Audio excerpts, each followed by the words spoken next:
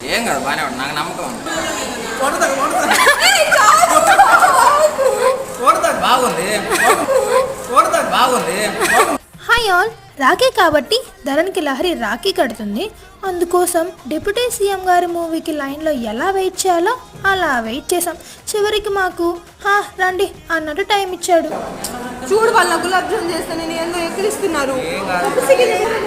ఎలాగో రాఖీ కాబట్టి నైట్ నిద్ర అనేది పోకుండా పప్పు సుకి లాంటి గులాబ్ జామున్ చేసింది మన పిల్ల.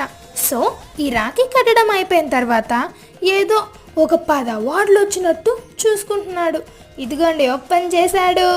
అలా ఓపెన్ చేసి ఒక స్పూన్ తీసుకున్నాక తినాలా వద్దా అని ఆ దేవుడి మీదే భారం వేసేసి టేస్ట్ చూసాక అర్థమైంది.